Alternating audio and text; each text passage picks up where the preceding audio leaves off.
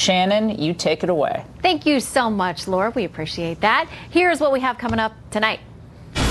Court documents newly obtained by Fox News. Do they prove the wife of a senior Justice Department official was actually paid to dig up dirt on President Trump? Tom Fitton of Judicial Watch investigates this new development. Does it support claims of anti-Trump bias by the president's own Justice Department? Congressman Matt Gaetz turns up the heat on Deputy Attorney General Rod Rosenstein today. What do you have to see before you will appoint a special counsel to investigate the clear bias that has infected this investigation? New tonight on the Las Vegas shooting, never before seen insights into the police response. Find out what newly obtained search warrant records tell us about the shooter. Plus, dizzy. Another American imprisoned by a hostile regime. Will the Trump administration get him out in time? A desperate mother's impassioned plea for help. Tonight. I don't think that I'm going to see him again alive.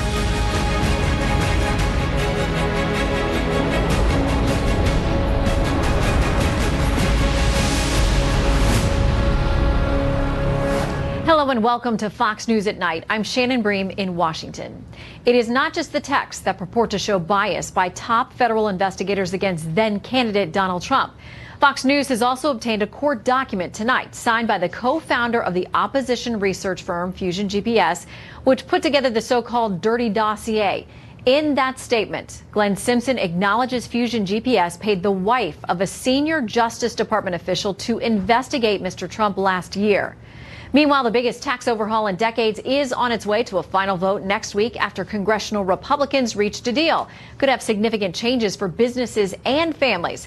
Team coverage tonight on Capitol Hill. Doug McElway is here with details of what's in, what's out. But first, the latest on Deputy Attorney General Rod Rosenstein's testimony on Capitol Hill, those texts, the dossier revelation, and much more. Chief National Correspondent Ed Henry joins us live. Ed, sounds like things are really heating up. That's right, Shannon. This new court document you mentioned confirms Fox's original reporting that the wife of a senior Justice Department official helped Fusion GPS dig up that dirt on then-candidate Donald Trump. Tonight, Republicans are demanding answers on whether the unverified information in that Trump dossier led to the appointment of special counsel Robert Mueller. Fusion GPS co-founder Glenn Simpson acknowledging in this court document his company last year hired Nellie Orr, the wife of Justice Department official Bruce Orr, who was demoted last week for concealing his meetings with Fusion GPS, which commissioned the dossier containing salacious allegations. That's raising more questions about the Obama Justice Department's objectivity or lack thereof, since Simpson now says he met personally with Bruce Orr, quote, at his request after the November 2016 election to discuss our findings regarding Russia and the election. That was after Orr had met during the 2016 campaign with Christopher Steele, the former British spy who authored the dossier, which is why Republicans today demanded answers from Deputy Attorney General Rod Rosenstein. Did the FBI pay for the dossier? I'm not in position to answer that question, Congressman. But you know the answer to the question? That is, I believe I know the answer. But he did not answer that. He also did not answer whether or not the dossier led to surveillance of Trump campaign officials that obviously then led to Robert Mueller and the investigation. One of the president's personal attorneys, Jay Sekulow, meanwhile, said the conflicts of interest within the FBI and the Justice Department over Fusion GPS, quote, is breathtaking in its scope and should spark a second special counsel to be named, Shannon. All right, Ed, so last night we also broke this story about those texts between FBI officials. A lot of folks said today they weren't too happy about what they saw, and they're really questioning whether that makes them able to be impartial or not. What kind of reaction today? You're right. It was pretty intense at the House Judiciary Committee, as you can imagine, for Rosenstein. He appointed the special counsel in the Russia probe and tried to claim he does not see an appearance problem with people on Robert Mueller's team donating money to Democrats like Hillary Clinton and then President Barack Obama. That fired up Republicans on the committee, who brandished those stunning anti-Trump text messages you reported on last night, where a former member of the Mueller team, FBI official Peter Strzok, sent to his girlfriend, FBI official Lisa Page, texts where he was calling then-candidate Donald Trump an idiot and cheerleading for Clinton's campaign. Remember, that was while the FBI agent was an integral part of the agency's investigation into her email server. Republicans were furious about other texts, like the one where Strzok actually said he could, quote, smell the Trump support at a Southern Virginia Walmart. And they believe the most explosive text involves the controversial FBI Deputy Director Andrew McCabe, whose wife raked in about $500,000 from a PAC tied to Clinton friend Terry McAuliffe. The problem with this August 2016 text, as you can see, it speaks to a possible conspiracy. Stroke texting to Page, quote, "I want to believe the path you threw out for consideration in Andy's office, that there's no way he gets elected, he being Trump, but I'm afraid we can't take that risk." Well, Rosenstein repeatedly deflected questions about what he knew about this. Watch.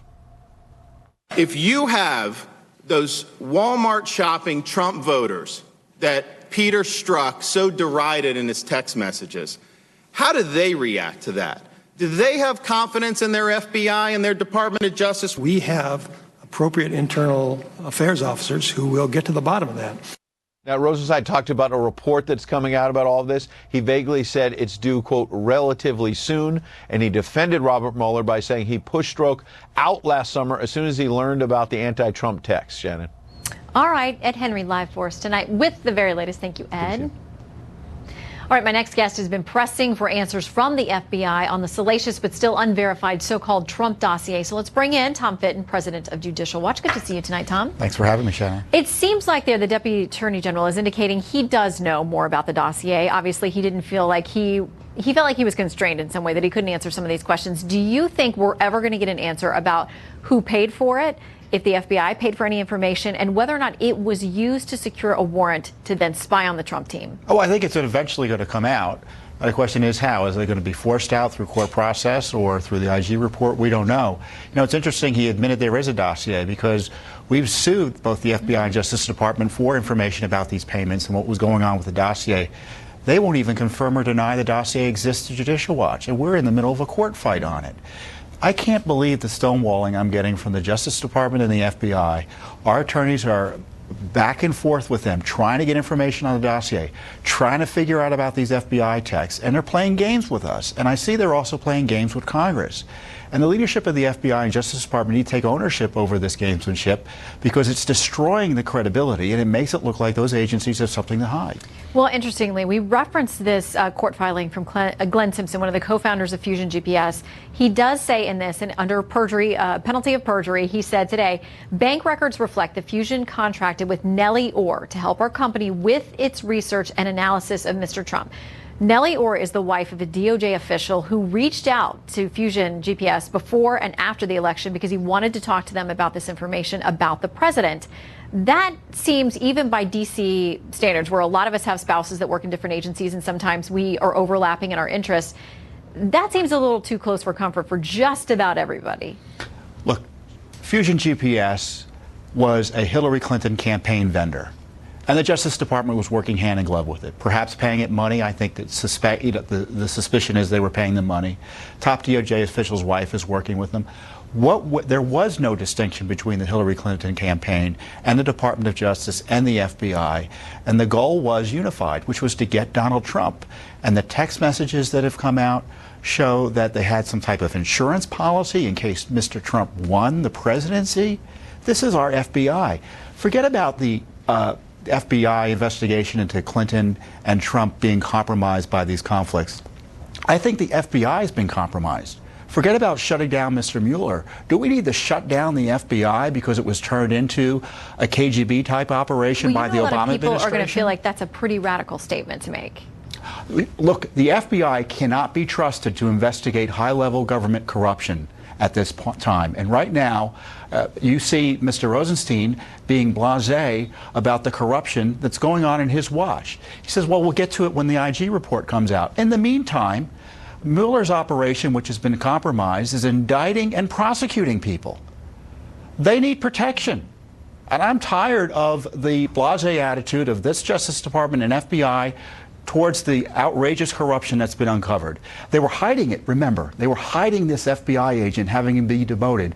Been hiding it since July. Well, okay, on to the point of Peter Strzok, who was taken off the team. This is what Democrat Congressman Nadler had to say today about that. Peter Strzok did not say anything about Donald Trump that the majority of Americans weren't also thinking at the same time. And second, in a testament to his integrity and situational awareness, when the Office of the Inspector General made Mr. Mueller aware of these exchanges, he immediately removed Mr. Strzok from his team. Quickly, why is that not good enough for you? because we don't know what he was involved in up to that point in time. He may have been involved in the interview of General Flynn, for which he had to plead guilty. I would question that. Was he involved in the targeting of Manafort? Was he involved in the decision-making surrounding the Clinton email investigation?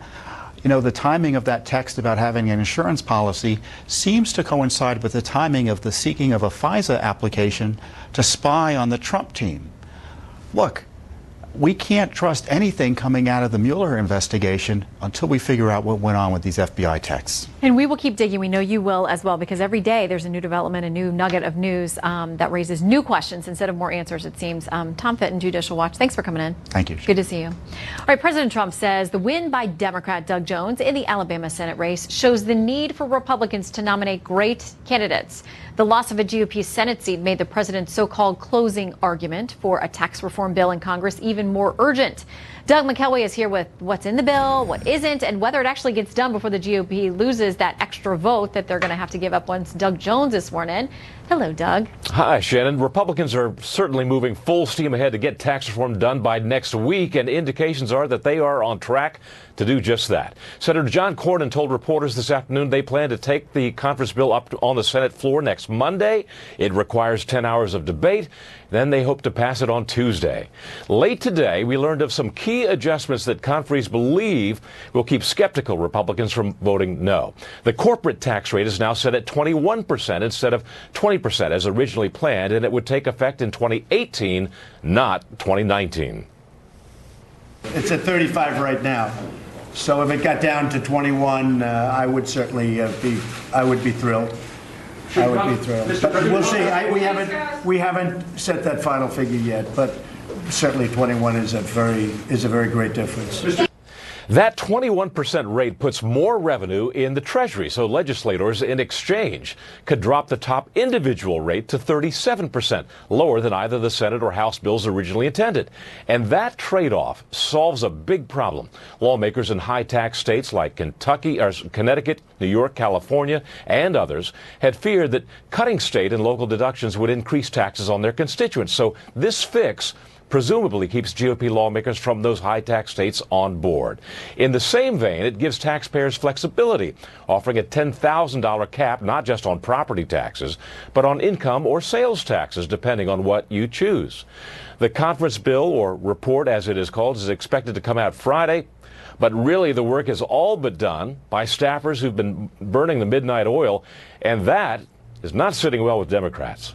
Operating under House and Senate and conference rules, not Putin rules. I would like to move that the conference committee postpone its work and activity until the new senator from the state of Alabama is sworn in to office so that he might cast a vote. There is a snowball's chance in hell that Republicans will agree to that. They cannot afford to lose many more votes. In fact, we learned just today that Senator McCain, who voted for the Senate version of the bill, has been readmitted to the hospital. You know, Shannon, that if necessary, Republicans will wheel him on the chamber floor on a stretcher to vote next week if they have to do that. Shannon, back to you. Yeah, every vote counts. Doug McKelway, thank you very much. All right, from tax reform to reforming the FBI, much to discuss with tonight's panel. Molly Hemingway, senior editor at The Federalist, also a Fox News contributor, and Politico congressional reporter Alana Shore. Thank you both for coming in tonight. All right, let's start with taxes, which Doug was just talking about there. This Marist poll says that actually a majority of Americans don't think this is going to be good for them. 52% think the legislation will mostly hurt their personal family finances. 30% say it's going to help them mostly. 8% say it's not really going to make a difference, and 10% are unsure. Molly, where has the GOP failed to properly message and sell this? Well, it's just a stunning message failure that people think that a tax bill that's actually going to cut their taxes is going to hurt them in some way. The vast majority, almost everybody, will receive a tax cut, and yet people have gotten this idea that it's actually going to harm them somehow. And so it's partly that you don't have a good explanation coming from a strong executive or people on the Hill. It's also, I think, very bad media coverage. Normally, when the American public has a false view of something, you see a lot of media coverage trying to explain how they have a false view, and that's not happening in this case. It's a very bizarre feature of the current media environment. Well, and Alana, Democrats tend to do better, it seems like, with their messaging, whether it's about the shutdown or taxes or health care. They seem to really be able to corral the messaging in a better way than Republicans seem to be doing with something like this tax bill. Well, I think Mitch McConnell has had the deck stacked against him because he can only afford to lose 2 votes. And now that Doug Jones is coming in 1 vote. So the media is constantly conditioned to focus on, okay, who might Democrats be able to pick off? And also, you know, it's always easiest to message from the opposition. Republicans found that when they were in the minority against President Obama, and now the shoe is on the other foot. Okay, and now we also have these new revelations, this hearing on the Hill today where the Deputy Attorney General took heat from a lot of sides in trying to answer these questions about whether or not the Robert Mueller investigation has been compromised in some way.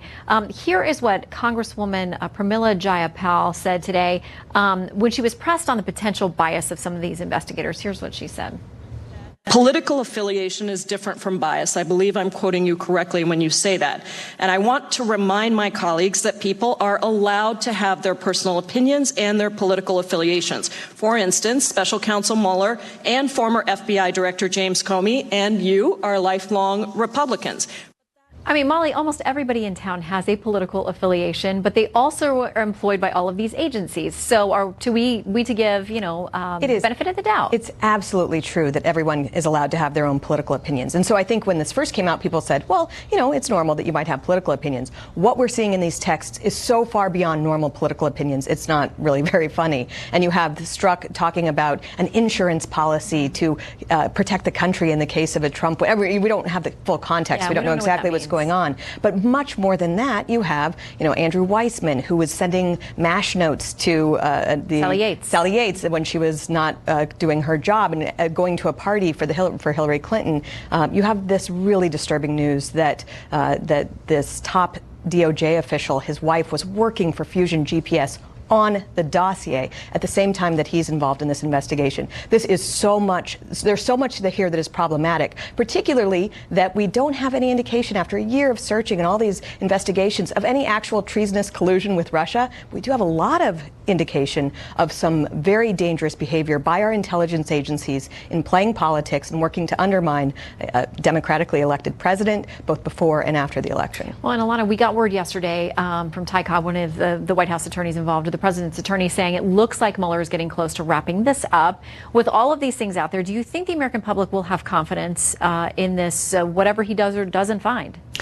I think at a certain point it's going to come down to partisan politics. I mean, to what we've been discussing on this hour. Eventually, Republicans are going to release their report and Democrats are going to be faced with a choice. Do we sign on to a bipartisan conclusion on what happened here? From the committees. From the committees. And I think that's really going to be the pivot point for Mueller as well. Once Congress is done, Mueller will face increasing pressure per Ty Cobb to wrap up. Do you think that they finish before he does? That's what you think? I do believe they finish almost simultaneously, honestly. Okay. What the American people need is for the Department of Justice to start being forthright about exactly how this dossier was used, and most importantly, was it used to secure a wiretap on an opposing party's political campaign apparatus? That is a scandal of such tremendous proportion. It really needs to be answered so that people, if it's not true, people can put it to rest. All right. Well, I think, as our previous guest said, we think we'll eventually get to those answers. Who knows when, though? Molly and Alana, great to see you both tonight. Thanks for coming in. All right. The Bangladeshi immigrant facing terrorism charges for setting off a mostly failed pipe bomb in the heart of New York City's transit system appeared in court today. Akayed Allah appeared by video from his hospital room. He's accused of detonating an explosive that was strapped to his body and badly injuring himself. No other major injuries were reported from the blast. The 2 public defenders who stood by Allah's hospital bed during today's proceedings did not request bail. Well, one of Special Counsel Robert Mueller's harshest critics, Congressman Matt Gaetz, joins us. He says he's gone from being the lone voice in the wilderness to now leading a growing chorus of critics. Plus, brand new details about one of the deadliest mass shootings in American history. Stick around for new developments in the Las Vegas shooting investigation. And later, a devastated Utah family is begging for the safe return of their son, who has been incarcerated along with his wife by a brutal tyrant for the past 18 months. We've been living in a foggish nightmare for 18 months.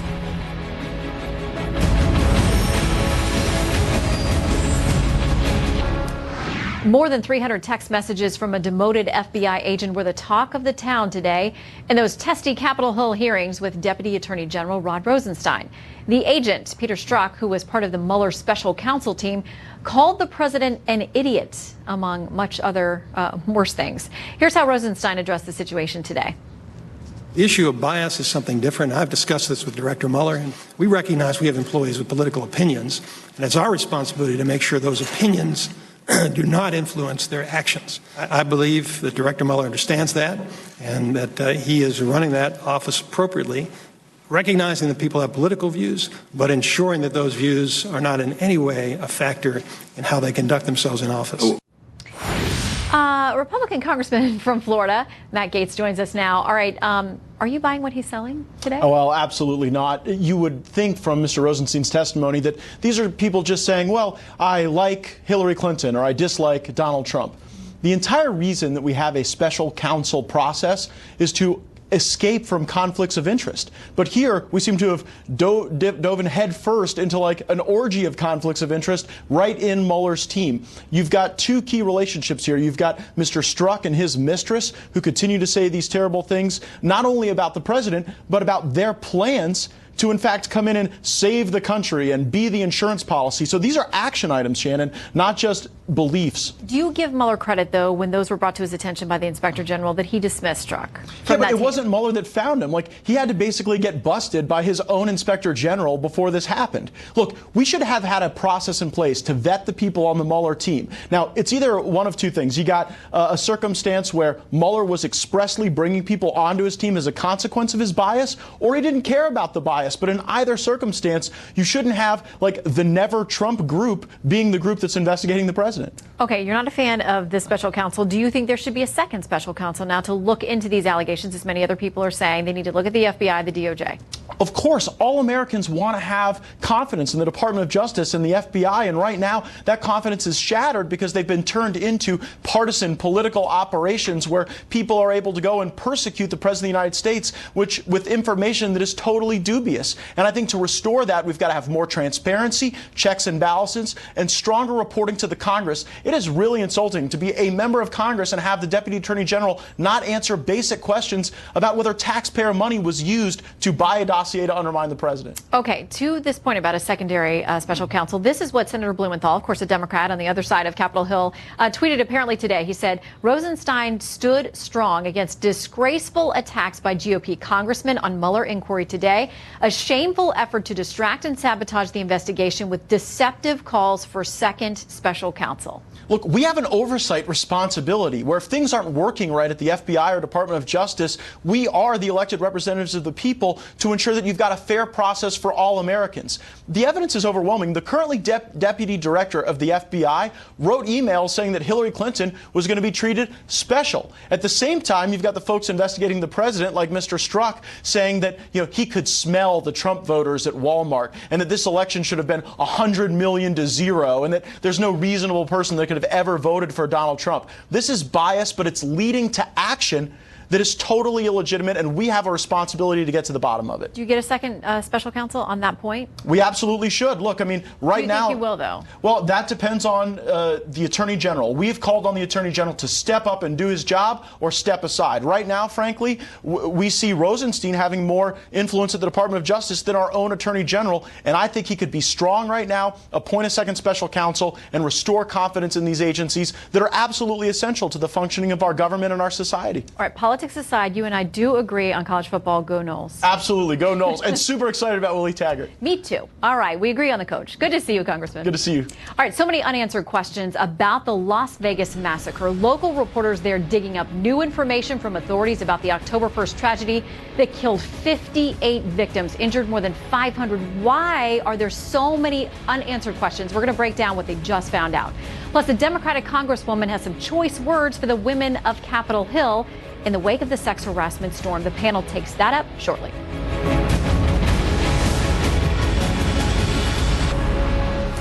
On the night of October 1st, Stephen Craig Paddock shot and killed 58 people, later himself, during a Las Vegas music festival. The Las Vegas Review-Journal has obtained Vegas police search warrant records pertaining to the investigation. Here to tell us whether they help at all in understanding Paddock's motive, Randy Sutton, a retired lieutenant from Las Vegas MPD. Sir, thank you for your time tonight.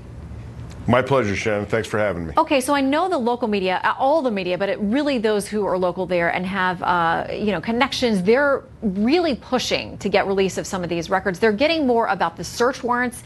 For what you've seen, does that tell you any more about where police are in this investigation and what we may eventually find out? Well, what it does show, it shows the progression of the investigation, and also shows you that the law enforcement is dotting all the I's and crossing all the T's. Remember that during a massive homicide investigation like this, search warrants are the tools of the trade, because every single little nuance, every single piece of evidence can be tainted if it isn't found properly, including even examining the body of the shooter himself. So detectives went the extra mile and made sure that they got search warrants for everything humanly possible. Now, what it also shows is the progression of the investigation is how thorough the investigators are being. Remember that they're looking for motive. They're looking for additional suspects. They're looking for answers. And here's the frustration here is that the answers don't appear to be forthcoming in a lot of different ways. You know, normally when an investigation happens like this, you know a motive. There's a relationship. Yeah. There are records found. A manifesto, a letter, something. Right. And honestly, when I think of this guy, Paddock, I think of him as the boogeyman, because he shows up out of nowhere. He doesn't fit the bill of on any radar. He doesn't fit the bill of any type of looking at his profile and saying, here's a guy who would be a shooter. And everything is gone. The missing hard drive from the computer. I mean, that isn't a normal thing to do. I think this was his last way of getting back at all of us. Yeah, and we'll never know why I did it. Yeah, and that may be the ultimate irony of this whole thing, is that everybody wants answers when this happens. You know, we're all sitting around saying, why has it been so quiet? We've got nothing. There's been no video that's been released from the hotel. We know that they have to be concerned about civil liability and lawsuits that have already been filed. But for this guy to bring in the massive stuff we're told that he brought in, you know, what does that say to you? I mean, are there not videos of whether he used a freight elevator, whether he was in the lobby? Maybe there aren't videos on every floor, but certainly you would think there's something. I am sure that there are videos of him going through the hotel. You know, he didn't lock himself in the room for the entire time he was there. I'm sure that he went downstairs, and there's no doubt in my mind that there is some video of him. Now, but is it anything of any consequence? Does it show him with other people? Does it? I mean, it doesn't. Certainly is not a smoking gun here, if you'll pardon the expression, when it comes down to this individual. Now, is there something? Probably there is. But what are you going to show? Just a little piece of videotape that shows this guy, you know, going to the men's room in the casino? That's not going to be anything of any value to anyone. So it's about the investigation. Are there any accomplices? Is there a motive? What was it that kicked this guy into this weirdness that caused him to kill, and caused him to change the lives of hundreds and hundreds of people? And everybody here, Shannon, I can tell you that everyone that lives here is touched by this in some way. We all know people that were either killed, or were there, or were maimed, or shot, or know someone who was. This is a very personal investigation for law enforcement. Yeah, and we have to remember that there are hundreds of people still recovering from this. We know that media outlets are pressing to get a lot of things that are under seal. There was supposed to be a hearing December 7th. That's been kicked to a different judge on January 16th. Maybe we will learn more then. Randy Sutton, thank you so much for your time. My pleasure, Shannon. Thanks for having me. All right, coming up, the Secret Service says it was not involved in the termination process or resignation process of one of President Trump's advisors and former contestant on his TV show. What really happened? We're going to try to figure that out. And another woman steps forward to accuse a Nevada congressional Democrat of unwanted sexual advances. What he is saying tonight, the late breaking developments next.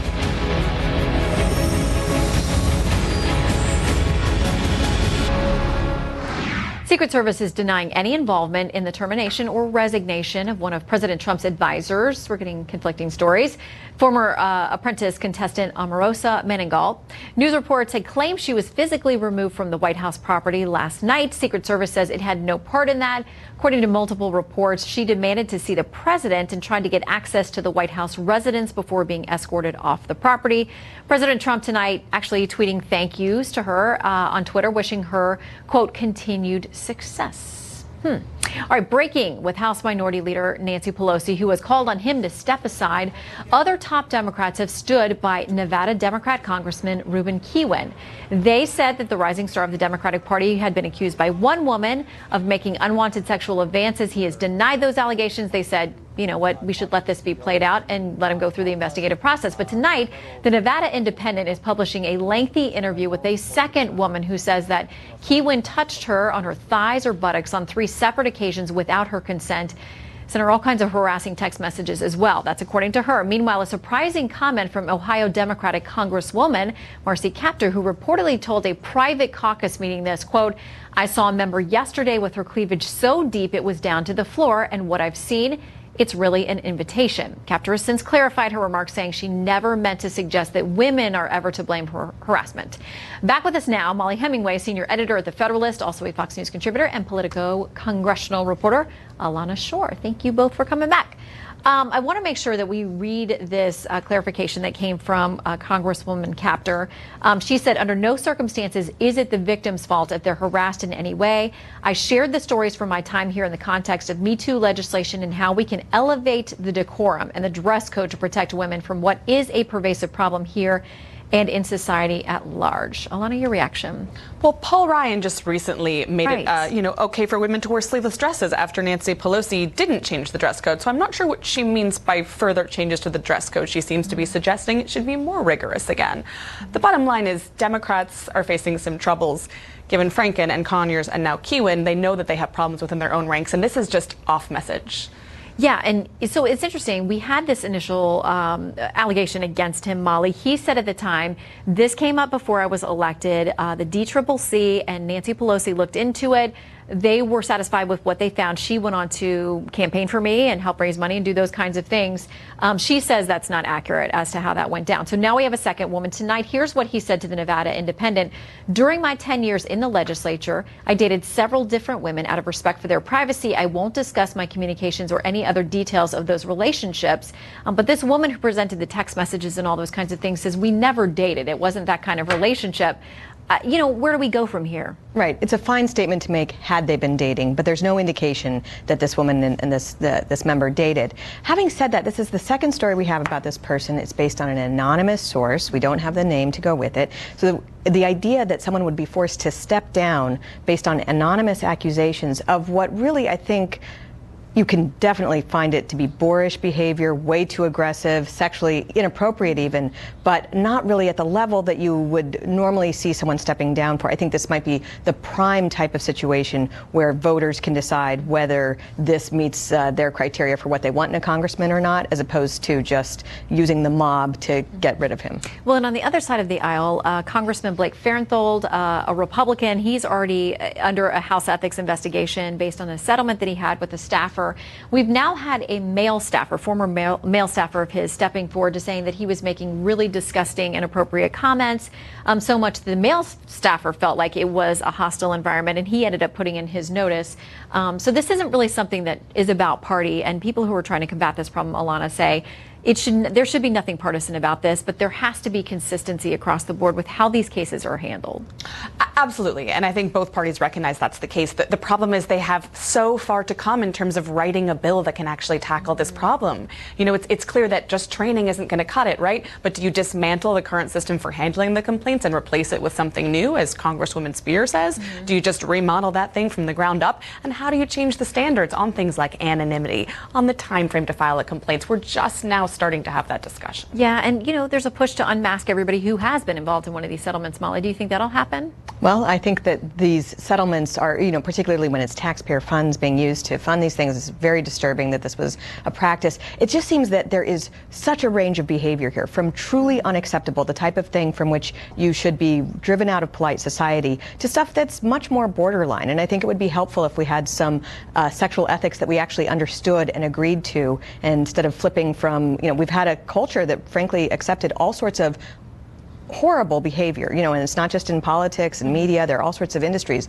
but you don't want to flip to the other side, and you also don't want to make it where people can't have redemption for bad behavior, where they feel that there's no way forward for them. I don't know about you two, but I mean, working around this environment and being here for years, I mean, I feel like these cases are going to continue to crop up on the Hill, just based on rumors we all heard over the years.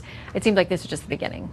Probably so. And we're hearing that, you know, there will be big reports coming out with 20 or 30 members of Congress, and when you're actually at the stage where you're bundling cases, you know you've got a bad problem. Yeah. And at this time, we hear from people who are still afraid to come forward, because even if they feel like they'll be proven correct in some way, they worry about the future implications to their career, because even if you do win a settlement or something else, it doesn't mean that other people are going to be really gung-ho to hire you and make you part of their team. And this is why everybody should think about treating each other well in their... Yeah, let's use a little common sense. Absolutely. All right, great to see you for a second time. Thank you very much.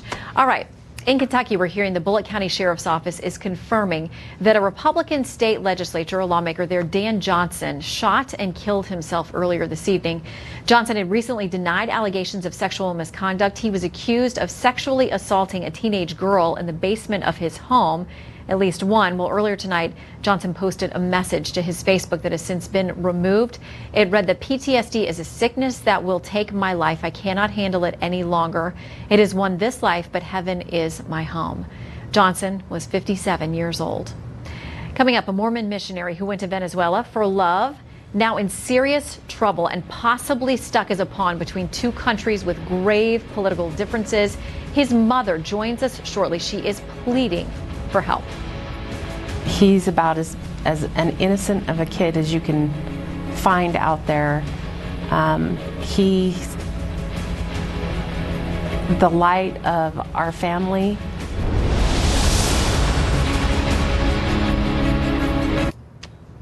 Echoes of Otto Warmbier, the American student who was arrested for allegedly stealing a North Korean banner, imprisoned and then returned home in a vegetative state only to die with his parents at his bedside. Now a 25-year-old former Mormon missionary from Utah is ill, facing a trial in a socialist country that is extremely hostile to the U.S., and his parents are worried for his life. A Venezuelan judge ruling that Joshua Holt must stand trial on weapons charges. His mother, Laurie Holt, joins us now to break down this case. Laurie, thank you so much. We appreciate your time, and we know this has got to be an extremely difficult situation. Thank you. So apparently Thank there you was for having me on. Apparently there was a hearing yesterday. Josh and his wife have been held for more than a year, is my understanding. The U.S. Embassy official was there at the courthouse but not allowed to go into the courtroom. And now they're saying that Josh must go to trial on multiple weapons charges. There have been allegations that he was hoarding or stockpiling weapons. What can you tell us? That is correct. We have witnesses that have proven that he is innocent, that they brought the weapons in. So out of the 18 hearings that he has had scheduled, he's only actually been before a judge 3 times. And that was for the defense to give their part, the prosecution to give their part. And then yesterday, the judge, we know, didn't want to give what she knew she should give. Instead, she turned it over to make it go to trial. Mm-hmm. We've got a little bit of audio that we want people to hear that gives a bit of a look and a listen at how Josh seems to be faring. So we want to let folks listen to this. I'm very dizzy and I can't think. And my stomach hurts super bad.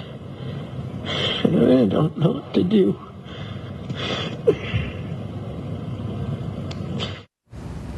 Laurie, how do you feel hearing that, your son?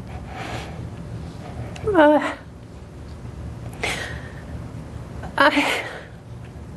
don't want to ever not see my son alive again, and just what has happened with Otto.